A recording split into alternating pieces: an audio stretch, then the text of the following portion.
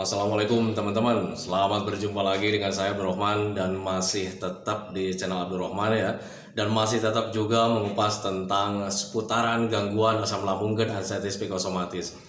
Nah, di season kali ini saya akan share video tentang seberapa besar penderitaan saya waktu itu saat sedang terkena gangguan asam lambung dan anxiety psikosomatis.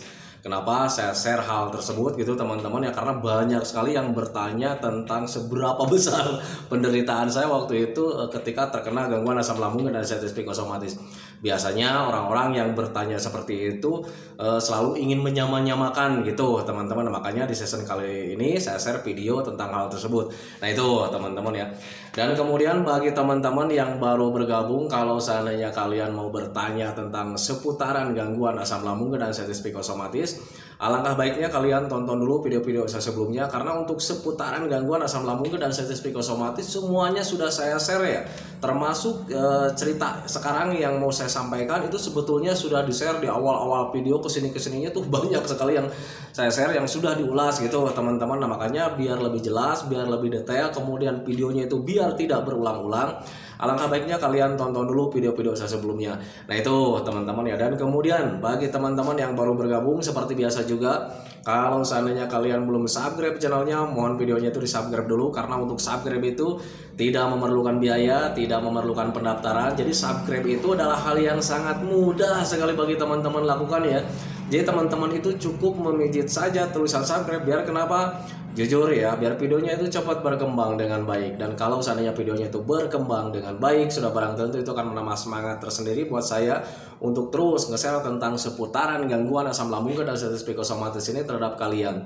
Kemudian yang lebih penting dan yang lebih utamanya, tekan juga tombol lonceng sama tombol like-nya ya, biar kalian itu dapat notifikasi atau pemberitahuan video saya yang terbaru. Karena saya itu akan terus nge-share tentang seputaran gangguan asam lambung dan anxiety psikosomatis ini terhadap kalian, dengan tujuan semoga saja videonya itu menjadi wasilah atau jalan keluar bagi kalian yang sedang mengalami gangguan asam lambung dan anxiety psikosomatis hingga membaik ya, apalagi sampai sembuh total. Amin ya robbal alamin. Ya minimal hanya memberikan motivasi saja, atau lebih minimalnya lagi hanya sekedar menemani kalian yang sekarang sedang merasakan tidak nyamannya dari gangguan asam lambung dan anxiety psikosomatis. Nah itu teman-teman ya. Nah kembali lagi ke topik utama teman-teman ya. Untuk orang-orang yang terkena gangguan asam lambung dan anxiety psikosomatis yang belum membaik, sekarang itu banyak sekali yang bertanya tentang rasanya gimana Pak saat terkena gangguan asam lambung dan anxiety psikosomatis. Kok saya merasakan ini, kok saya merasakan itu, apakah Bapak juga sama, kok saya sekarang itu menderitanya itu sebegininya, apakah Bapak juga dulu mengalami rasa yang sama seperti itu. Nah itu teman-teman, dan itu pertanyaan-pertanyaan itu dilontarkan itu menurut saya sangat wajar sekali teman-teman ya. Karena jujur, sepengalaman saya, rasa dari gangguan asam lambung dan anxiety psikosomatis itu yang pertama aneh rasanya teman-teman ya. Sangat aneh sekali teman-teman rasanya. Kemudian rasanya itu sangat tidak nyaman sekali teman-teman ya. Jadi rasa tidak nyamannya itu berbeda dengan gangguan yang lainnya gitu teman-teman. Kita tahu lah kalau misalkan sakit gigi gitu teman-teman rasanya kayak gimana. Nah kalau seandainya sedang terkena gangguan asam lambung dan anxiety psikosomatis, kita terkena sakit gigi juga, dan sakit giginya itu aneh ya.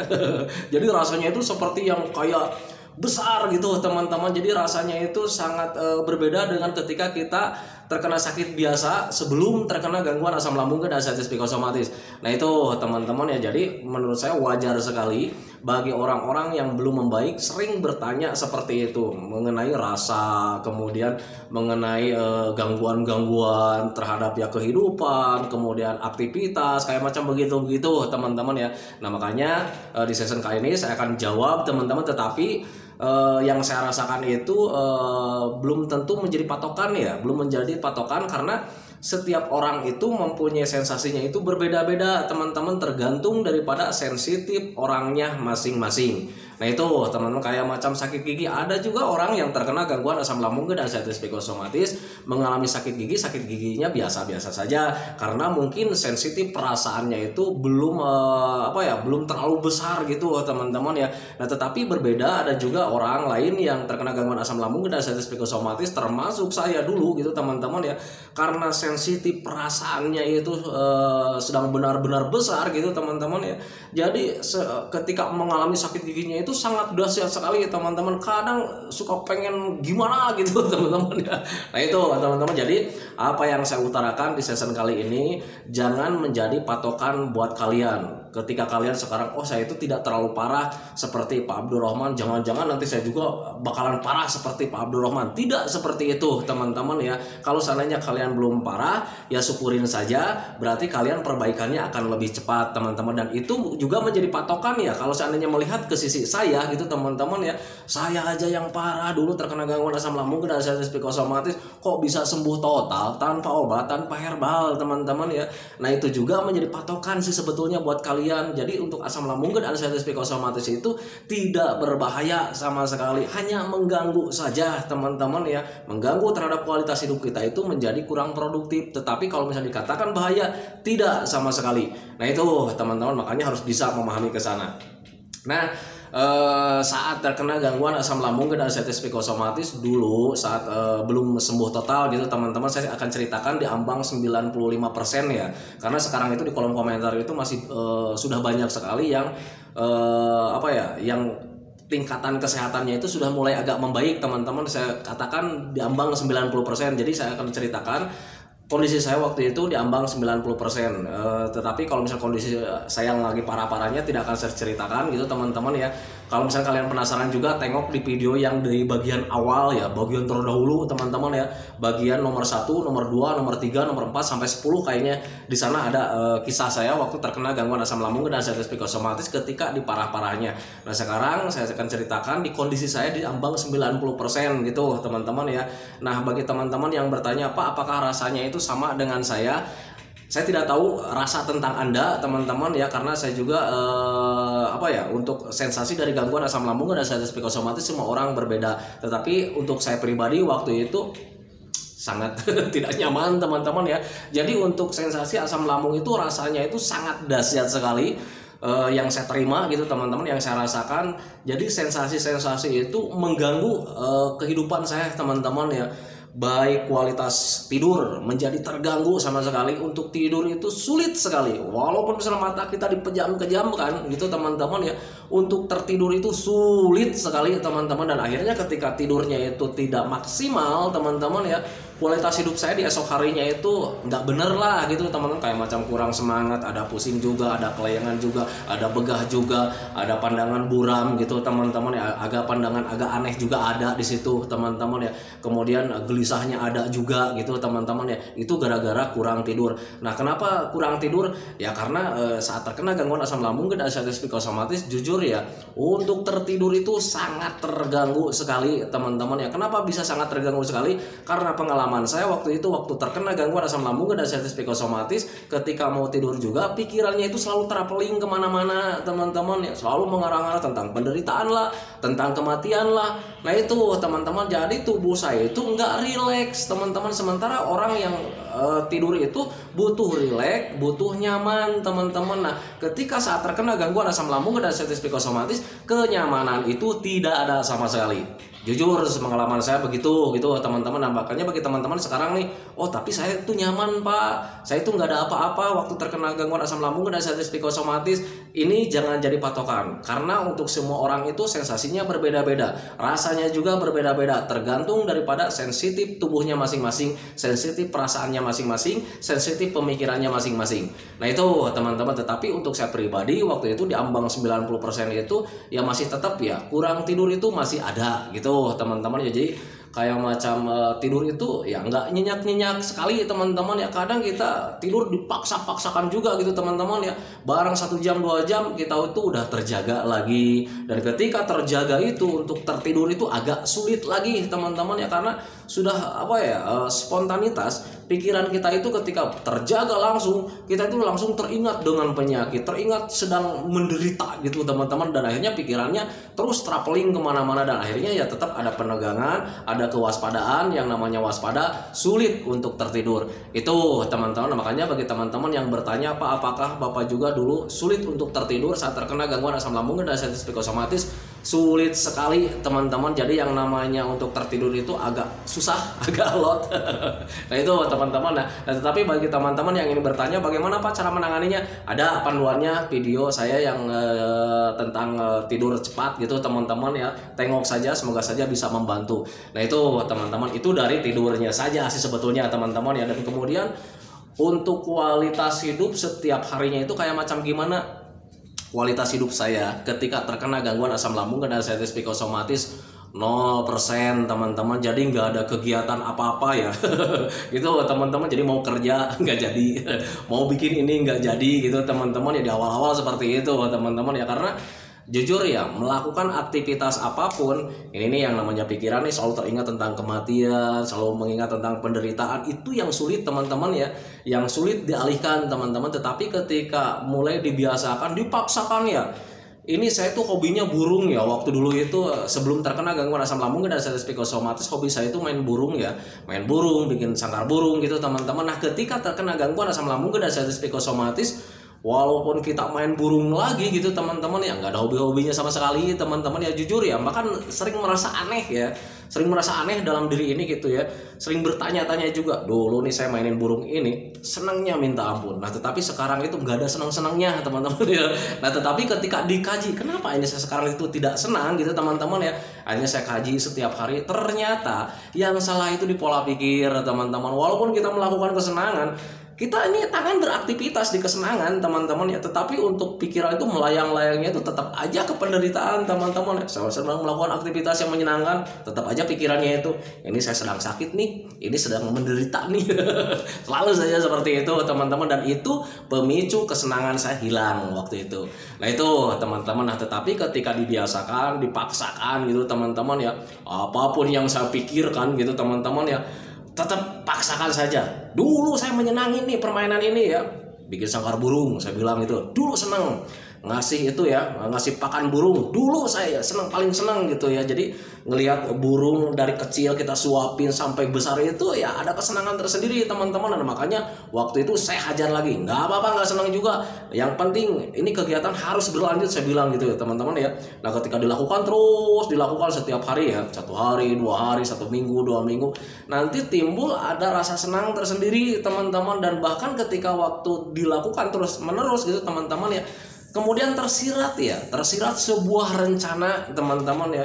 Rencana ini sangkar burung ini udah beres nih, jadi karena memang burungnya sekarang agak banyak, saya mau bikin sangkar burung lagi nih. Rencananya di mana nih ya? Oh saya bikin sangkar burung itu di sebelah sana.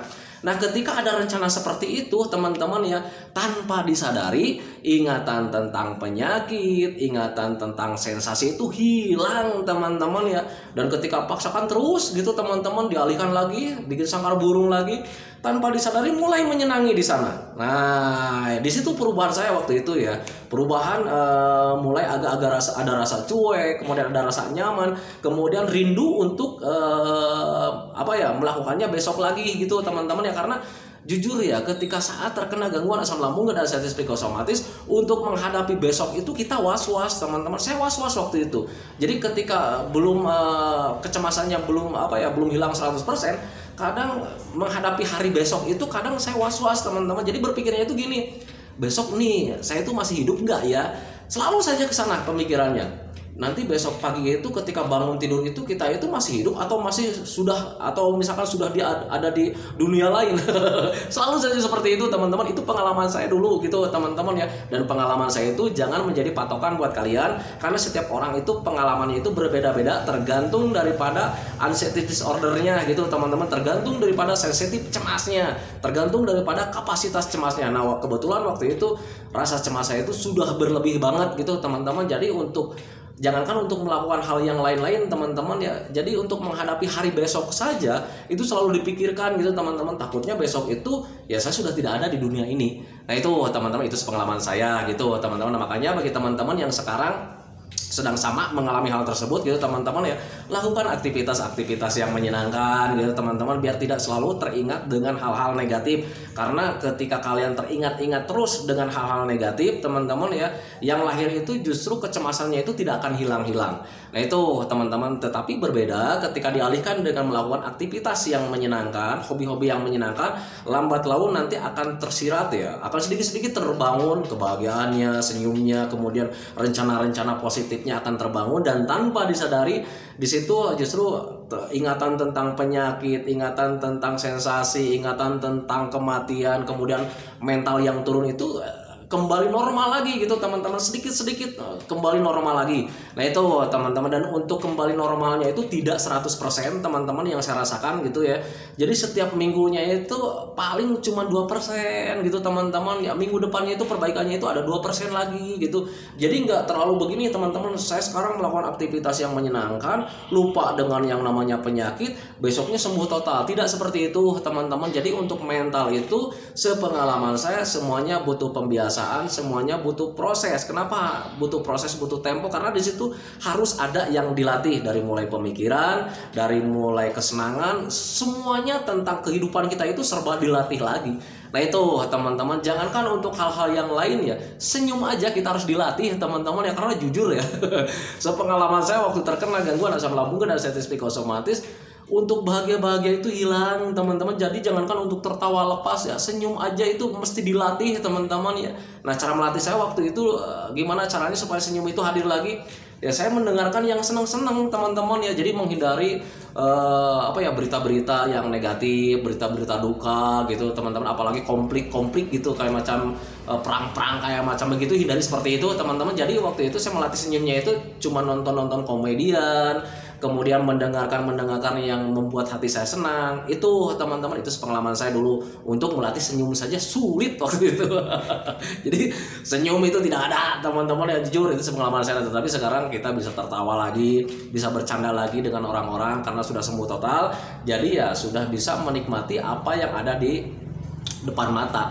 Nah itu teman-teman. Nah, makanya bagi teman-teman yang sekarang masih bertanya tentang Pak seberapa menderita waktu Bapak terkena gangguan asam lambung dan status psikosomatis, biar kalian tahu dan memahami bahwa saya itu menderitanya itu kayak gimana, tengok di video bagian ke-1, kedua, ketiga, kalau nggak salah itu sampai 12-13 video gitu ya.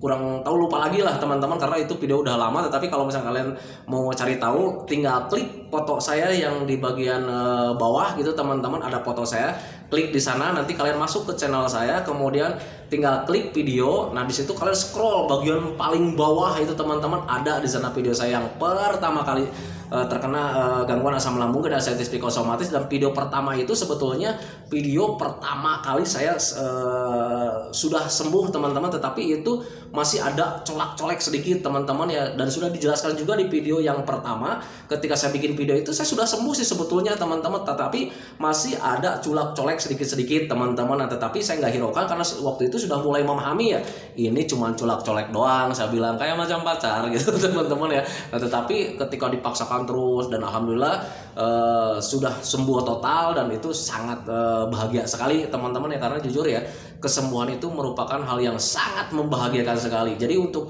orang-orang yang terkena gangguan asam lambung dan status psikosomatis, harta atau pemberian Tuhan yang paling nyaman itu, yang paling puas itu adalah kesembuhan teman-teman ya.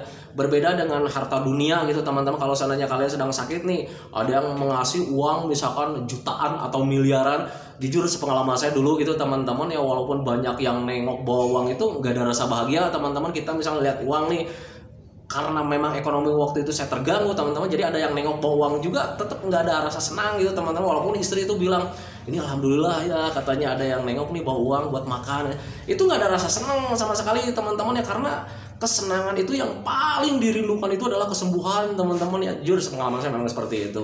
Nah itu teman-teman, makanya bagi teman-teman yang bertanya seberapa menderita saya waktu itu terkena gangguan asam lambung dan status psikosomatis, saya waktu itu sangat menderita sekali teman-teman ya. Semuanya serba terganggu. Jadi jangankan untuk hal-hal wajib ya, jadi hal-hal yang sepele saja gitu teman-teman ya, sangat terganggu sekali. Dari mulai tidur itu terganggu sekali teman-teman, dan lumayan agak lama saya waktu itu melatih proses tidur itu lumayan agak lama juga teman-teman ya, membiasakan tertidur itu lumayan agak lama.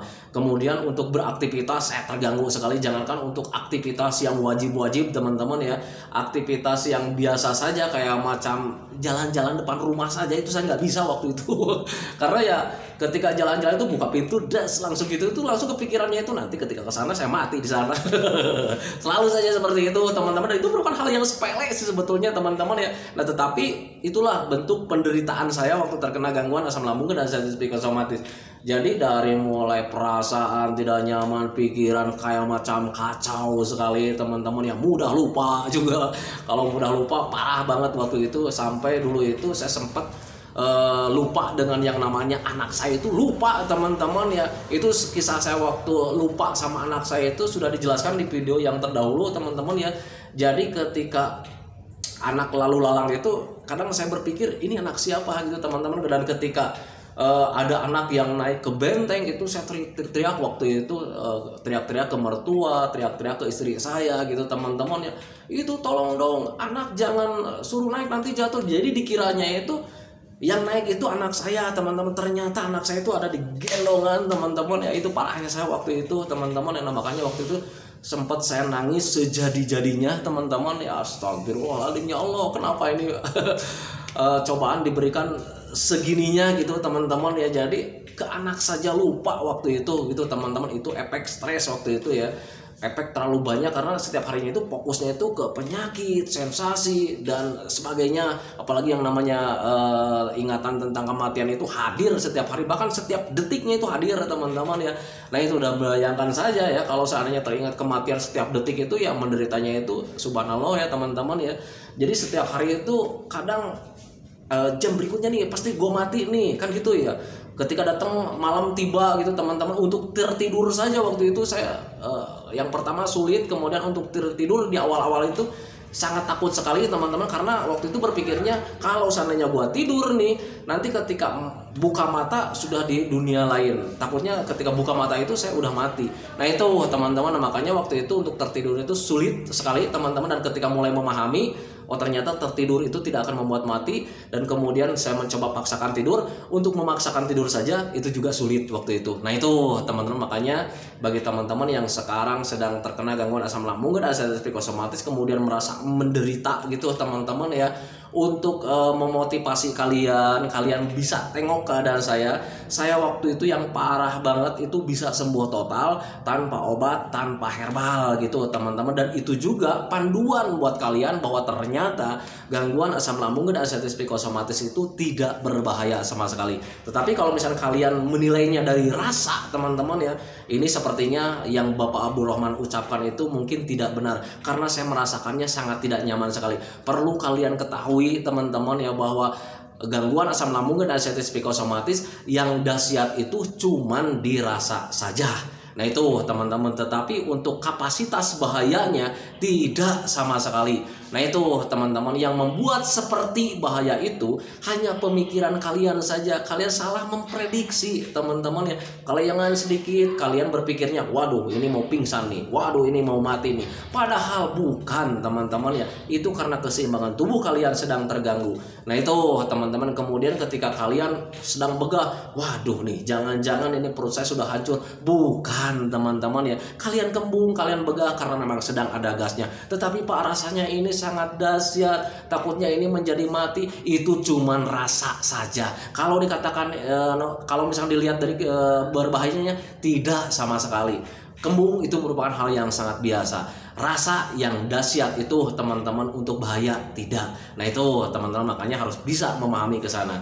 Nah itu teman-teman ya, video dari saya, semoga saja videonya itu menjadi pencerahan buat kalian ya, minimal hanya sekedar menemani kalian lah gitu teman-teman yang sedang merasakan kebingungan dengan asam lambung dan anxiety psikosomatis, yang sedang bingung ini bener nggak nih rasa yang sangat dahsyat ini itu berbahaya atau tidak gitu teman-teman. Nah makanya saya jawab di video ini, itu cuman rasa saja, untuk berbahaya tidak. Dan kalau seandainya kalian masih bertanya juga seberapa menderita saya waktu terkena gangguan asam lambung dan anxiety psikosomatis, menderitanya subhanallah ya. Nah itu teman-teman ya, tetapi penderitaan saya itu jangan menjadi patokan buat kalian, karena setiap orang itu sensitif, tubuhnya itu berbeda-beda, sensitif perasaannya berbeda-beda. Contoh kecil, masih ada juga orang yang terkena gangguan asam lambung dan sensitif psikosomatis takut mandi, termasuk saya dulu gitu teman-teman. Tetapi ada juga orang yang terkena gangguan asam lambung dan sensitif psikosomatis untuk mandi itu tidak takut, ada juga yang seperti itu. Nah makanya itu menjadi patokan buat kalian bahwa setiap orang itu berbeda-beda. Nah itu teman-teman ya. Nah itu teman-teman ya video dari saya, semoga saja videonya itu menjadi wasilah buat kalian, semoga saja videonya itu menjadi pencerahan buat kalian, ya minimal hanya sekedar menemani kalian. Dan kemudian seperti biasa sebelum saya akhiri videonya, saya selalu mendoakan sama teman-teman itu semoga saja teman-teman itu cepat sehat lagi, cepat sembuh lagi, cepat kembali lagi keadaan kalian yang dulu, baik semangatnya, moodnya, tertawanya, pokoknya kehidupan kalian yang berwarna yang dulu itu semoga saja cepat kembali lagi, karena memang saya yakin 100% bahwa keadaan kalian yang dulu itu sangat dirindukan sekali. Nah itu teman-teman, kemudian doakan saya juga teman-teman ya, agar saya itu tetap sehat, tetap kuat, tetap ceria, agar masih bisa tetap menemani kalian. Nah itu teman-teman, saya hentikan videonya teman-teman ya. Assalamualaikum warahmatullahi wabarakatuh.